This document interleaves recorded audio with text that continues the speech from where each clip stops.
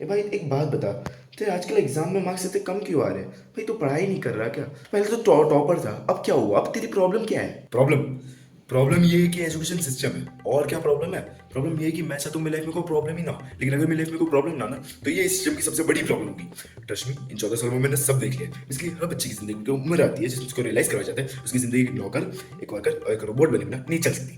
और सब तो उसको खुद तो बना नहीं सकते ना, इसलिए उसको भेजते हैं स्कूल, जहाँ पर all we have to care about is तुम इतने मार्क्स लाने, तुम इतने मार्क्स लाने, तुम इतने परसेंटेज लाने, तुम उतने परसेंटेज लाने, तुम्हें 900 लाने। और सब क्यों? ताकि तुम्हारी लाइफ तुम सेटल हो ना। जैसे तुम्हारे पेरेंट्स की सिस्टम को फॉलो करने के बाद, इसकी कई हर बात बनने के बाद कि पहले पढ़ाई करो, फिर मार्क्स लाओ, फिर जॉब करो, फिर ये करो, फिर वो करो, ताकि तुम्हारी लाइफ एकदम सेटल हो, तुम कभी बिना पैसों के ना मर पाओ। जबकि इसको फॉलो करने वाले लोग खुद कभी कभार सड़कों पर बेरोजगार घूम रहे होते हैं, या तो फिर कोई ऐसी बेढंग बेहुदा बकवास नौकरी कर रहे होंगे जो उन्हें बिल्कुल भी पसंद नहीं होगी, लेकिन फिर भी मिनिमम वेज पे करनी पड़ेगी। फिर बाद में थोड़ा सा प्रमोशन के साथ बाकी जिंदगी खुश रहना पड़ेगा। लेकिन वो तो रहने से रहे कि student loan, home loan, security tax, service tax, sales tax, income tax, साला हगने का टैक्स, ये सब कुछ भरते रह जाओगे। और फिर जब ये सिस्टम फॉलो करने वाले मरने को आ जाएगी, तब लोग रोते बैठेगी, यार मुझे अपने सपने को पूरा करना चाहिए था, यार मुझे रोबोट बन के नहीं रहना चाहता। क्योंकि एजुकेशन सिस्टम ना लोगों को बस ये रोबोट बनने पर मजबूर कर देता है। ऐसा लगता है साइंस फिक्शन पिक्चर चल रही है जिसमें ना तो कोई साइंस है लेकिन भर भर के फिक्शन है। साला हर चीज सुनेंगी, जो बोले वो सही, जो बोले वो गलत, बस ये जो बोले वो सुनो, वो करो, वो करते हुए मर जाओ। लेकिन कभी इनको क्वेश्चन मत करो, और जिसने इनको क्वेश्चन कर दिया उसको कैंसिल। साला जो इनके अगेंस्ट बोल रहा है सबको कैंसिल करते बैठे,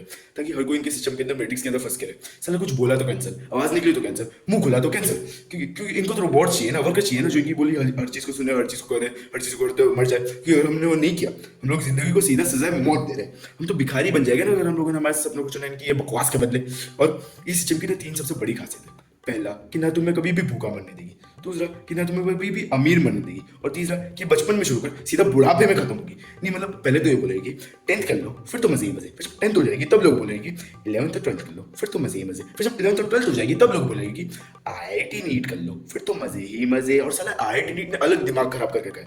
चलो माना कि बहुत अच्छे करियर ऑप्शन है, माना कि बहुत पैसा कमा के देने वाले, लेकिन इसकी भी कोई गारंटी नहीं है कि साला यहाँ पर आधे से ज्यादा कोचिंग कॉलेजेस इंस्टीट्यूशन के टीचर्स इन्हीं दोनों फील्ड से ग्रेजुएट्स हैं। नहीं इनको नहीं मिलेंगे कि high paying job, high package job, high base की टट्टी जॉब। इस पर यहाँ पर आधे से ज्यादा लोग IIT नीट वगैरह करना ही नहीं चाहते। इनको तो इस सिस्टम को, उनके चाहे टीचर्स को, उनके पेरेंट्स को खुश करना होता है ना, कोई कॉन्फ्लिक्ट नहीं चाहिए होता है। लेकिन इनके कॉन्फ्लिक्ट कभी से कदम होते ही नहीं है, क्योंकि इनको जितना भी कुछ कर लो फिर भी अलग चीजें निकाली के लेके कमी निकालनी है। इनको IIT करने के बाद भी जॉब मिली कोचिंग के फैकल्टी की।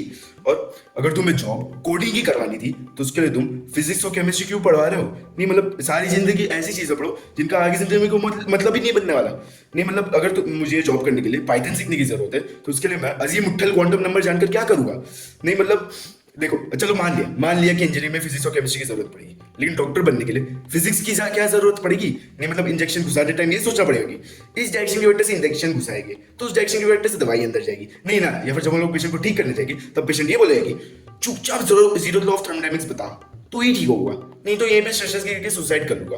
नहीं नहीं उसने दी थी जो सुसाइड करेगा।